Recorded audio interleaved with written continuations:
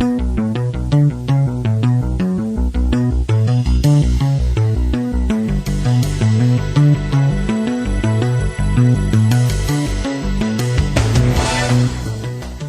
to the Prophecy Club. You know, what we do here, this is not a game. I mean, you and I are in a really serious business. The business of soul winning, the business of informing people, business of getting people out of hell and into heaven. So what we do, what we say is really important. We have to do it right. We have to make certain it's correct, okay? I'm going to ask you a question, and then I'm going to answer it. Then we're going to go to the point of today's broadcast. First question is, so why is it so important that the listeners that are listening to this program right now, why is it so important that you make absolutely certain of what you believe, that you are correct in what you believe? Why is that so important? Why is it so important, for example, specifically, that you know and understand the truth about things like, for example, the American holidays? One of the things that Betty Stevens said to me that when I interviewed her that has stuck with me, when she said that she was in hell, she said that many people kept telling her, go back and tell them don't come down here, don't come down here. And I've heard that actually from several people that have given testimonies of going to hell. It's saying that we all go to heaven or go to hell by our choices. Now, okay, intellectually we know that, but do we really know that? So as Christians, and if we have people that are listening that are not Christians, you have to understand that your choices send you to heaven or send you to hell by choosing which God you serve or not to choose a God. Your choices make all the difference in the world, and we make those choices based upon the information we have up to that point. That's the reason it's so important for everyone to have this information concerning the holidays, specifically the fact that a lot of the American holidays are really occultic in their origins and the things that they do. So that's the reason we're going to continue listening to 4 different DVDs. What's Wrong with Halloween by Dr. Jack Clooney. Tell you more about these at the end of the program. Occult Holidays Revealed by Stephen Dollins, ex-Satanist high priest, Under the Spell of Harry Potter, his book, and today's program, Doc Marquis in America's Occult Holidays. When we look at the characteristics of Santa Claus, how many of us remember Santa Claus is also omnipotent, according to the legends? Do you know he can tell you at any given time who's been bad and who's been good? And according to one popular story, Santa Claus learned how to pick up snow and make it into a snowball. And this snowball is actually used as a crystal ball. He actually learned to do this through the winter god. He's got the power to look through this crystal ball, use it as a scrying device, and divine who's been good and who's been bad. As far as him being everywhere, well, yes, according to the myths, he also has the ability to be like God and be omnipresent. Because according to the story, he can circumnavigate the world in hours and give everyone what they deserve.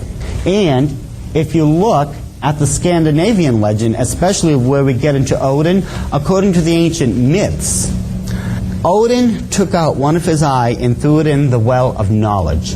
So he himself would gain wisdom. Now, aren't these the 3 things that make up God? All-knowing, all-powerful, and all-present?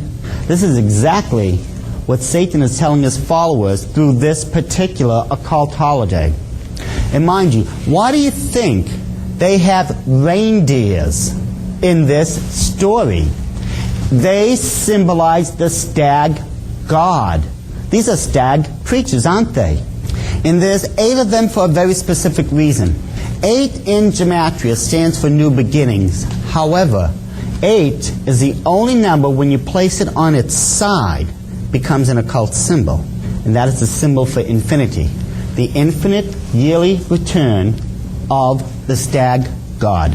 Why do you think Rudolph, has a red nose? It's the traditional colors. In the celebration of Yule, In the occult world, there is always red and green. These are the two colors that are used during that time of the year. The mistletoe, holly, wreath, the pine trees, the fir trees, all of them are green. The holly berries, the bows, Santa's clothes, Rudolph's nose, all that is red. You people didn't create this stuff. It was already there. All that happened is that it was brought into your American calendar and it became Americanized and Christianized. That's how you get this. So the question is, whose birthday is December 25th then, if it's not Jesus Christ? Semiramis and Nimrod, the two original co-founders of the occult world, had a child. He was known as Tammuz. Tammuz was born on December 25th. 4 days before December 25th is when the night of Yule begins.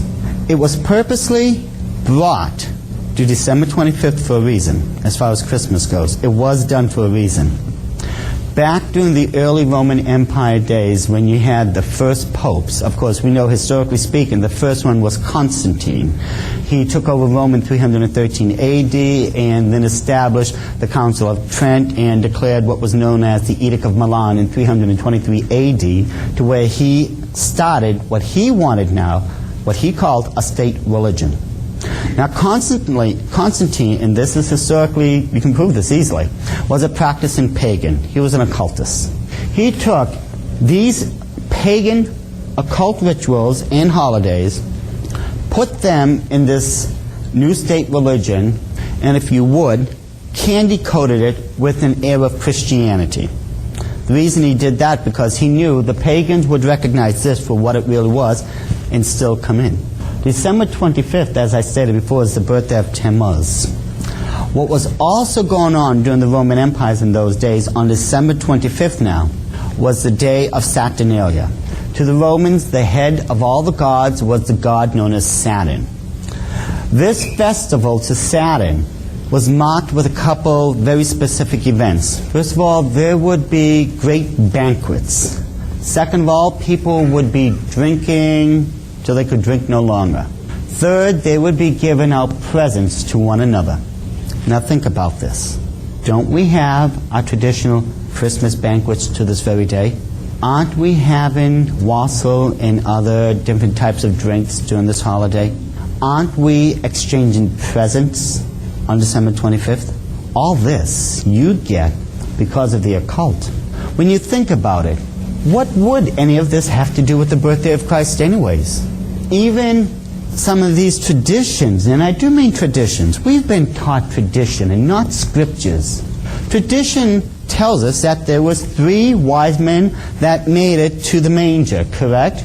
Scripture tells us those wise men never made it to the manger. They never made it till Christ was 2 years old and he was in his Father's workshop. That's what the Bible tells us. Tradition tells us otherwise. Tradition also tells us, well, this is the birthday of Jesus Christ. We have to make up our minds if we're going to go by tradition or if we're going to go by Scripture. As I stated before, this is going to strike home and it may hit some of you very hard. But the truth is, as born-again Christians, we have to remember Jeremiah chapter 10 tells us we are not supposed to learn the way of the heathens.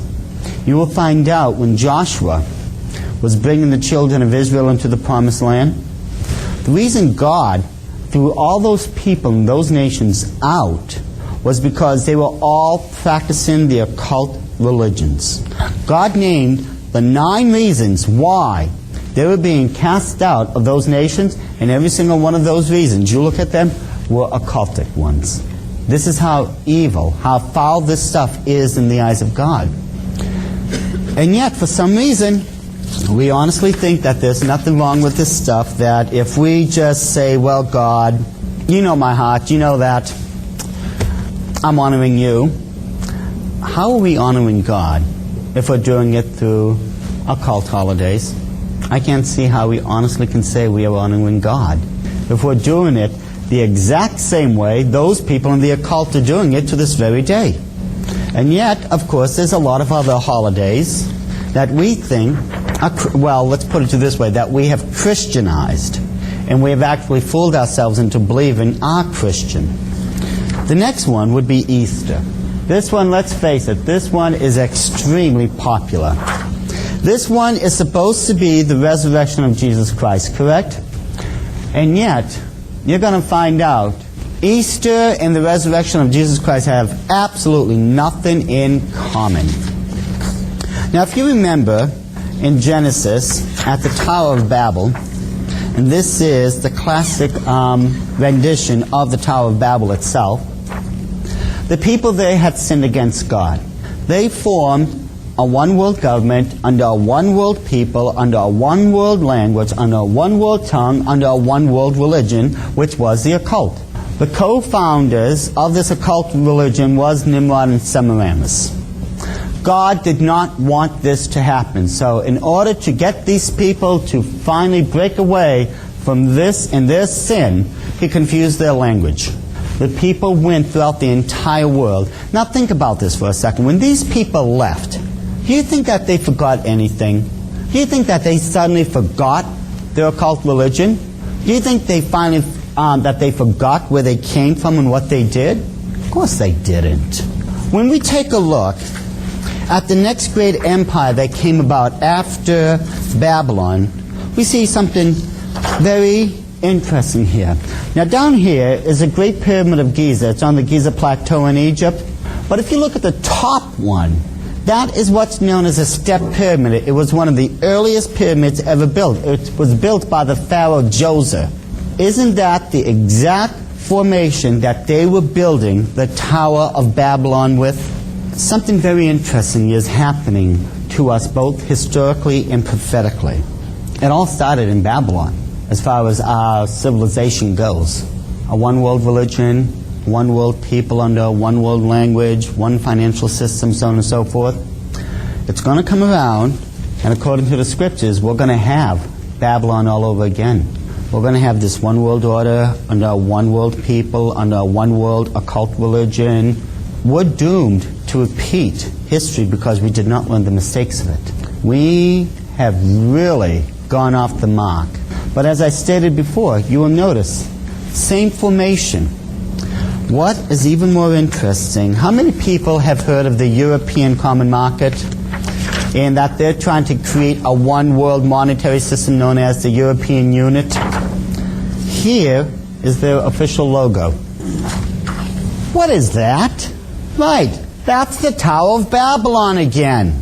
Look at the inscription down here. Europe, many tongues, one voice.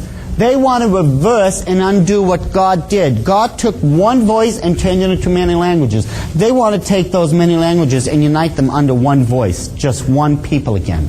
The five-pointed stars up there, those are inverted pentafores. Those are the common symbols that are used by those people in Satanism. But there is also something very peculiar going on here. I want you to pay very close attention to this next transparency, and you'll see why they're in the formation they're at. You look at the very top of this next transparency, and I think you'll see what I'm talking about. The oldest symbol in existence for Nimrod is the pentaphore. Notice it is above or crowning Babylon itself. This is completely telling you that the occult religion is going to be the head over this new Babylon. We're going back to where we started. If you remember in your scriptures, when Paul was going through Rome, Greece, the whole empire, well, Paul himself was not noted as a quiet man. If nothing else, Paul himself, let's face it, got into a bit of trouble. Thrown into prison at least 3 times. They tried to stone him to death. They definitely ran him out of town many times. And there was one particular event, if you people will recall it in the scriptures, where they went into, they actually were trying to get into this one temple and trying to tell these people, you're not supposed to be worshiping these false gods. And if you remember, this was in the city of Ephesus. These people were worshiping a goddess known as Diana. Remember how at the end they were shouting for hours afterwards, "Great is Diana of the Ephesians"? They were doing this for a reason, but if you look at this list over here, Semiramis and Nimrod, their names are the only thing that change in the entire occult world. The practices are the same, but because the people went to Egypt, to Mesopotamia, to the Median Persian Empire, to Greece, to Rome, to Great Britain, and finally to America, the names were changed because of culture. The practices are still the same. Remember, when it finally got to Egypt, the sun god, which is what Nimrod was, is now known as Ra, the sun god. The moon goddess is now Isis. That's all that happened. The names changed, but the beliefs remained the same. When Paul finally got to Ephesus, the goddess that they were shouting about is Diana. This is one of the oldest statues that represents the goddess Diana. This is who they were making a big stink about back then.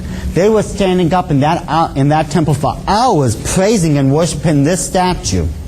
Now remember, as I told you before, Semiramis is a fertility goddess. It is for this reason that you will notice that Diana is a many-breasted figure. It is still a fertility goddess. It did not change. The only thing that changed was the name. Again, if we go to the Roman belief system, their empire, we will look at Artemis, the goddess of the hunt. And she is also a fertility goddess. These are the pagan people that the people in Egypt were worshiping.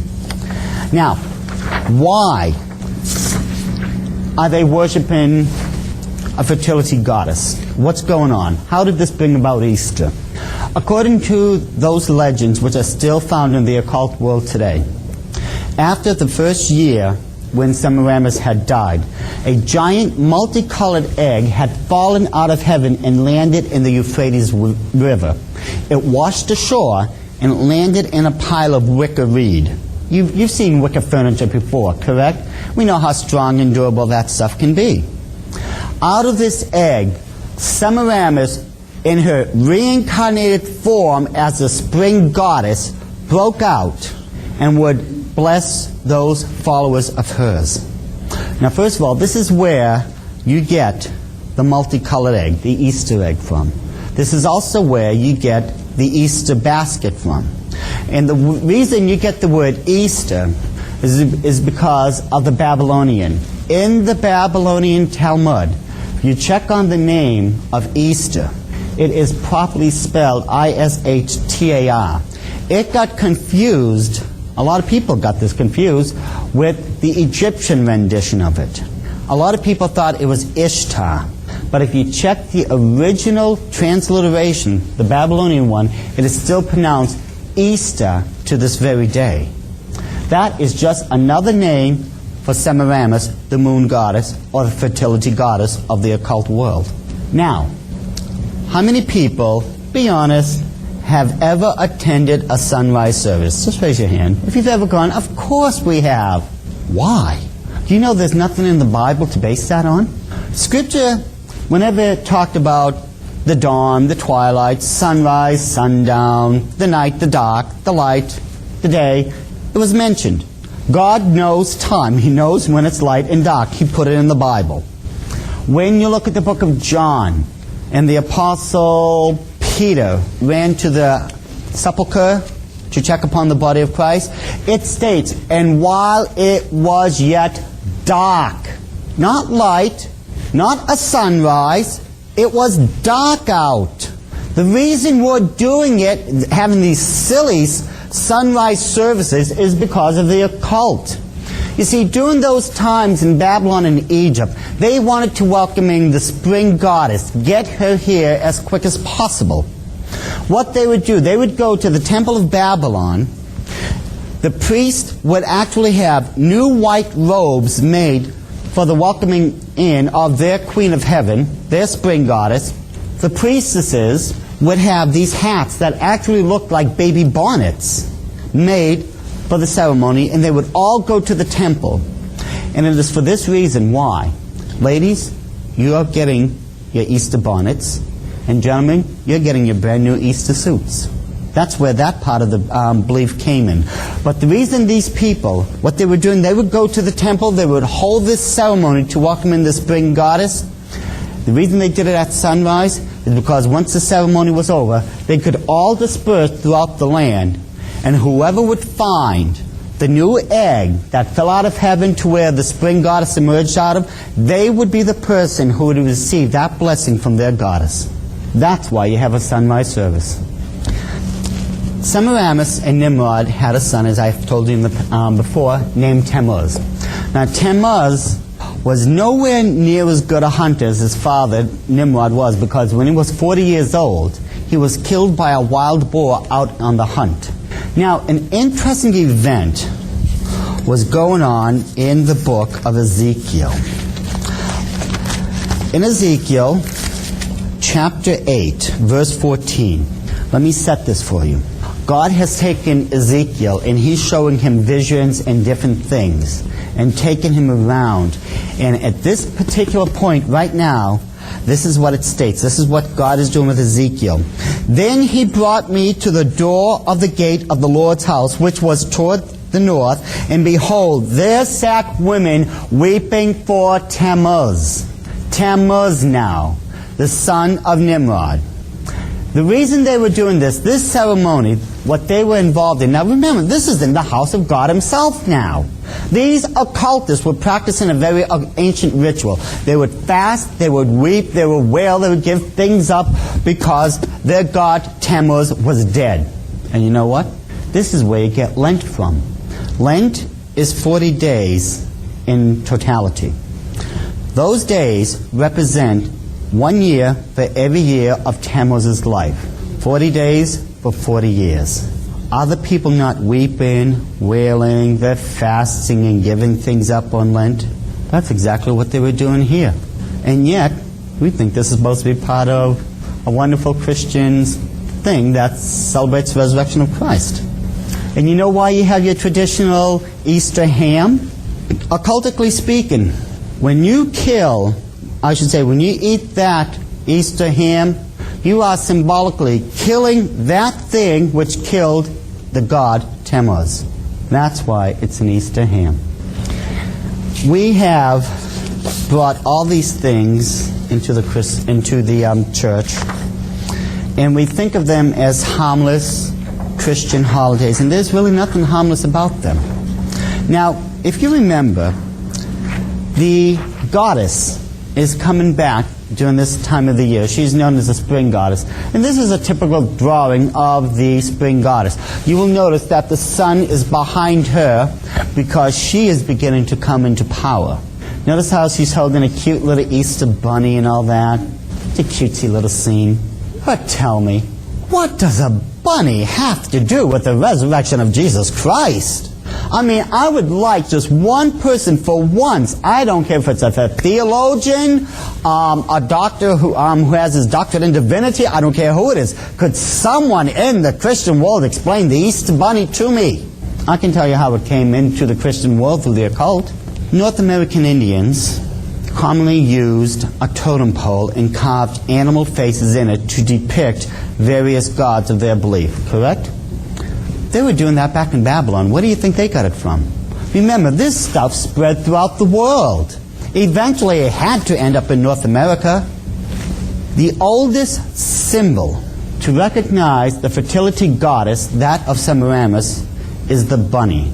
The reason it is the bunny, because the bunny is the fastest procreating creature that we know of. That's why it was the Easter rabbit, or the Easter bunny. That's where you get it from. This is straight from the occult.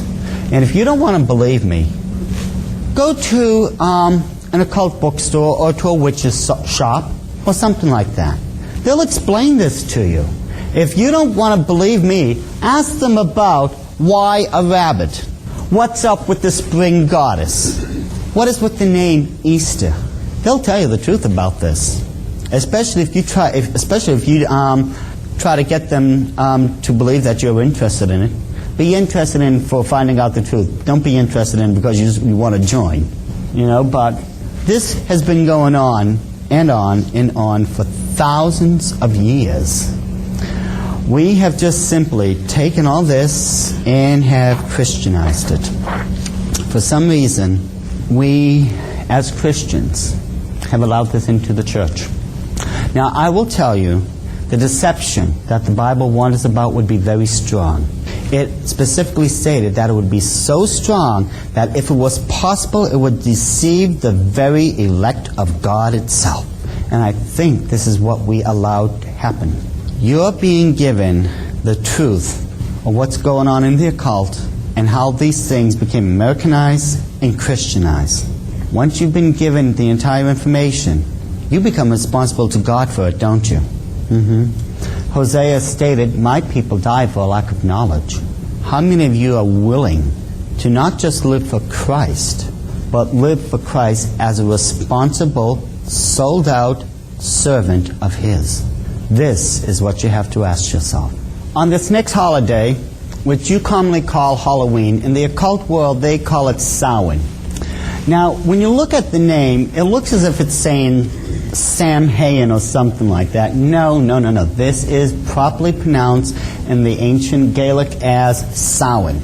Samhain, according to occult tradition, was the Lord of the Dead.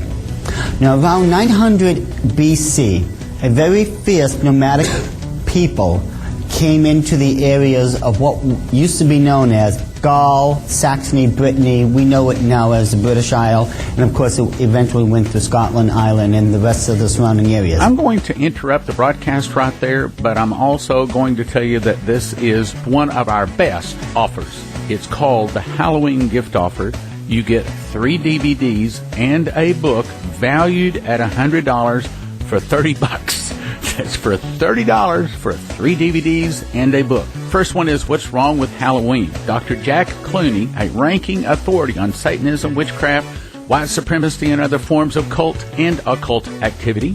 He has assisted the FBI, CIA, OSI, Border Patrol, Sheriff in several occult-related crimes, ordained Baptist minister, expert witness in court proceedings. You'll learn street-level spiritual warfare from a man of God who walks it every day.